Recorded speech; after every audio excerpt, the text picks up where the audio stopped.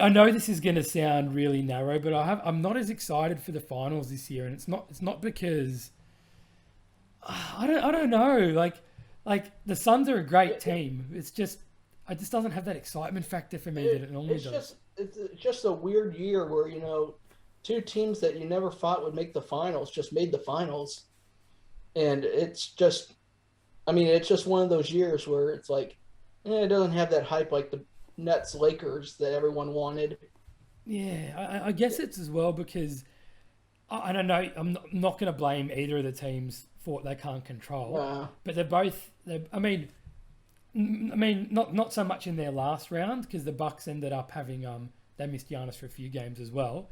So mhm, but having Trey out, facing the Nets with all their injuries, facing a Heat team mhm. that was clearly fatigued from their deep bubble run as well, and then the Suns had the injured Lakers, the injured Nuggets, the injured Clippers. Yeah, I mean, just Like imagine if they ran into one of those healthy Lakers Nuggets teams, they have been slaughtered.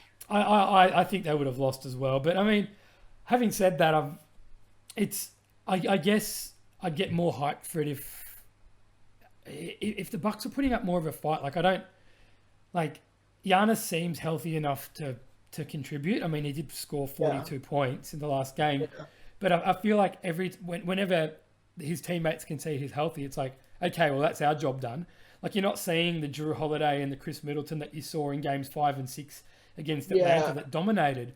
Whereas the Sun, Giannis is getting that Luca yeah, effect now. It's like yeah, now you know they're what just Luca standing felt. around and watching. Whereas look, the reason I'm not as excited isn't because the Suns aren't a good team. They're deserving. Like they play fantastic team basketball. Like there was that sequence at the end of the first half of game 2 with the ball movement where I was like, wow, this is beautiful basketball. And it's just that I want them. I want teams that are in front of them to be able to put up more of a fight. And like some of Yeah, it, they not can, just yeah, not just roll over. And like some of like a lot of it's not their fault. Like we said, like a healthy Lakers would have given them more of a fight. A healthy Nuggets would have given them more of a fight. Same with the Clippers. Like they can't help that. But now, the Bucks they finally look healthy with Giannis finally looking like himself in game 2, and now the rest of their players are lying down. So it's just like if if the Bucks put up a fight in game 3, I'll get excited for this series. I'll get into it. what I'm really hoping happens is finally Montrell Williams and Chris Paul get their ring together. It's because they started the career out in New Orleans, Oh, that's right. and now Monty Williams was there back then. Yeah, I forgot yeah, about yeah. that. He was I think assistant with the Pelicans or not the Pelicans, the Hornets. Um, and now it's kind of like full circle. They're back together in Phoenix, and it would be kind of cool to see Chris Paul get his first ring after all of the teams he's been on. Yeah, You yeah. know, and then they're so loaded, and then all of a sudden, they choke away in the playoffs, and I think it would be kind of cool to see Chris Paul get his ring and possibly retire. Yeah, he might. I Point mean, guard coach. he deserves a ring as well. Like, look, Chris Paul's a polarizing player for me. He was my hero as a kid growing up because I played point guard. So even though Mm-hmm. Kobe was my favorite player as a Lakers fan, I wanted to be like Chris Paul. I wanted to average the most assists and set people up. Always admired how he, elevated every team he was on. I don't like some of the on-court stuff. I don't like the flopping. I don't like the whining. I don't like the Yeah, the embellishing the content. flopping. That stuff really bothers me. But I mean, he's been the best player in this series. He's at 36 for him to be averaging like 32 points in an NBA Finals, 9 assists, like super efficient. Like, look, I'm rooting for the Bucks because the Suns are a division rival. And Mm-hmm. you always you want to root for the team in the other conference, but I wouldn't be upset for Chris Paul to get a ring because I think he would have won a ring if he didn't tear his hamstring for the Rockets that year against the Warriors. So he Mm-hmm. deserves one. Booker's a fantastic young player. Aiton Bridges, like they've got a bunch of players who just love playing with each other and put their egos aside to play good That's what basketball. I like about the Suns is they're just like we're not gonna show our egos on the court. It's just like they share the ball. It's like my college. Um, we Abilene Christian. the big upset that happened against Texas. Yeah. I mean, they shared the ball. I mean, that's how they got all the way back to March Madness this past year. Is when the players went on the court, it's like, I'm not going to hog the ball. We're just going to pass it around and get wide open shots. And like if someone was getting double teamed, they would switch it up to give it to someone else. And I mean, that's how good Abilene Christian was. They didn't care. The players didn't care about their egos. They just put that aside and went on the court and played. Yeah, and that's exactly what the Suns do. Yeah, it's a really good comparison that you made. So yeah, so when I say it's boring, it's not because I think the Suns are a boring team to watch. They're actually a really fun team to watch. It's just more that I want other teams. Number one, I want everyone to be as healthy as possible. I hate injuries in basketball, but I just want people just to put up a fight. Like as a neutral, I want to see Milwaukee play some of that basketball that they did when Giannis was out, but do it with him there. And yeah, I want to see some fight. I think they can take Game 3 tomorrow. It's just. No, I think they're going to take one at home. I think should. they'll get one in Milwaukee. Yeah, I think they will. I actually think they will take Game 3. And then, if they punch the Suns in the mouth and make a statement, then it's series on, and then I'm excited again. Then I'm like, then I'm amped up. If they take two in Milwaukee, the Bucks, this is a whole different series. Oh yeah, we're on. And then I'm getting excited for games again, and I'm, I want it to go 6 or 7. Like even though I want Milwaukee to win, when it's not your team in the series, you want as many games as possible. So I would love a 7-game series. So I don't know if that's going to happen. My prediction is to Phoenix in 6. What do you think? I got Phoenix in 5. You're at Phoenix. So you reckon it's going to be Milwaukee Game 3, then Phoenix win the 4th, and then 4 and 5. Yeah. Then they close it at home. Yeah, that's fair enough as well. Just like how the Lightning did it in hockey this year. Yeah, I love the meme they posted the other day on that. It shows a car going across a railroad track, and it shows Montreal, and then the train that hits it's Tampa. And that basically, how hockey's that norm sport. Yeah. Tampa's kind of redefined it down here in the South, like the Stars have. Yeah, Tampa. I mean, I can't say I know as much about hockey as the other American sports, but Tampa, yeah, I mean. No, Tampa Bay's got some really good Russians on that team. Their goaltender, I mean, I couldn't even get a shot probably past him. He's that good. No, he swallows everything up. Like, yeah, no. Tampa. No, I feel bad for Montreal having to go up against them. I mean, they did pretty good against, trying to get the puck at the net, but he's just so big, he just falls on it.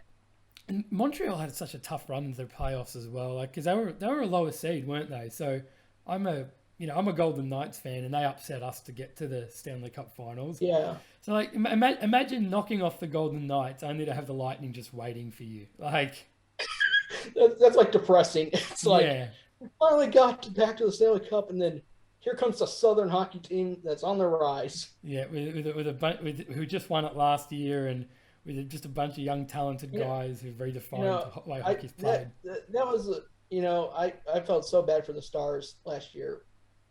I thought they had the momentum going in that series, but with all the injuries and, they did a documentary down here of that run in the bubble.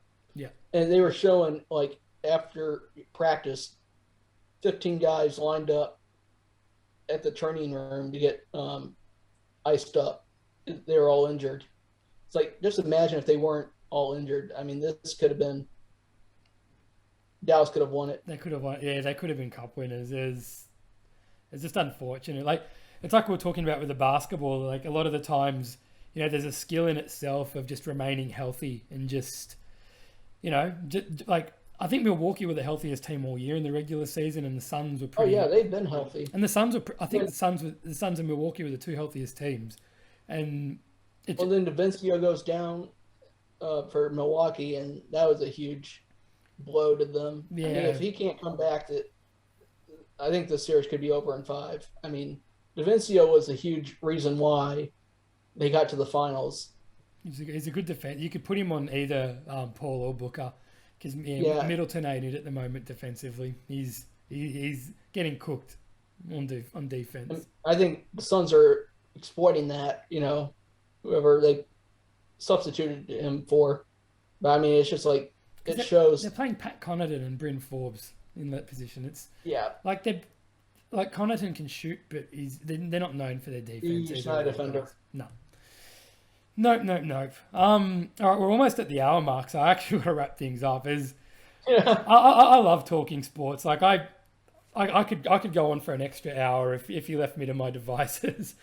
I guess before I wrap things up, like I wanted to, plug your stuff. So I know you got your own podcast. Is that right? Yeah, it's called Sweet Sports Talk. I'm on Spotify, Apple, Amazon, and a lot of other major distribution channels. Can't name them all off the top of my head. I think I'm on like 9 or 10. Oh, very nice. But basically, I'm on like the major ones. If you're a Spotify or Apple podcast user, I'm on those. Yeah, I'm a Spotify person myself, so I'll probably ended up. I always like looking for new sports podcasts, so I'll probably add it to my little list of sports. I mean, right now they're kind of short. Because of not there's with COVID and all that. I kind of made them shorts that way people don't get tired listening to me go on and on. I did like the latest one I did was Jalen Rose and his comments about Kevin Love being the only white guy on the USA basketball team, about that, and the COVID issue they had at the College World Series this year. Yeah. That was the latest episode I did.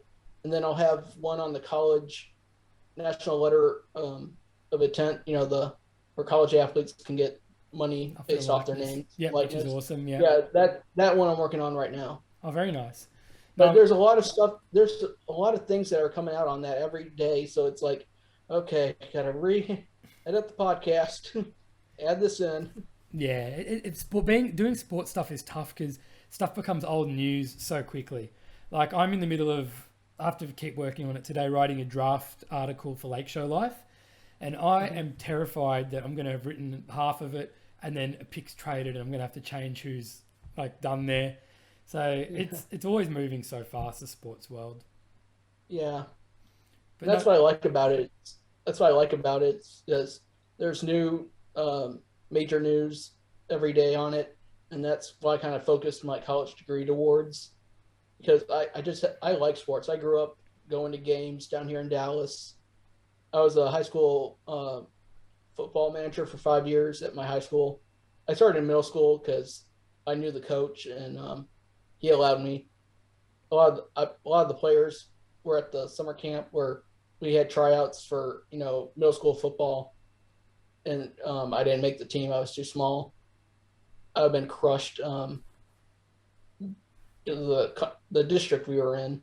Oh, you're in Texas high school. So well, I'm 5'3", and there's guys 6'5" in our. Oh my god. Yeah, it would have been brutal, but yeah, no, fair enough. Yeah, I mean, I accepted the role as manager, and for 5 years I was, but yeah, sports has been part of my life basically since I was little. Yeah, and it was a no doubter that I would just go into the sports era for my degree and focus in journalism.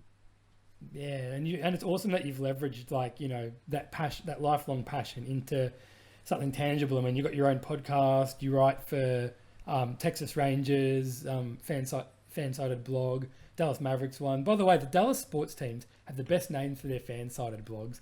Like pun, I know, Smoking Cuban based off Mark Cuban, and what was the Nolan Ryan based pun as well? It was Nolan Writin. Nolan Ryan. Yeah, when I posted on my Facebook page, I got accepted to be a contributor for the Smoking Cuban. One of my mom's friends from church had to Google it because she thought it was a Cuban cigar review. She was because I'm type 1 diabetic, and that with smoking cigars and cigarettes, you can lose your leg faster if you don't have your blood sugar under control. And so she was freaking out. She was like, "Oh my God, you're not supposed to be doing that." And then I told her it's on Dallas Mavericks basketball, And it's just like, oh, so not to worry. thank goodness. Oh, no, that's awesome. So those are the two main places to find your writing. Is there anywhere else that you've can be found, or are they the two main spots?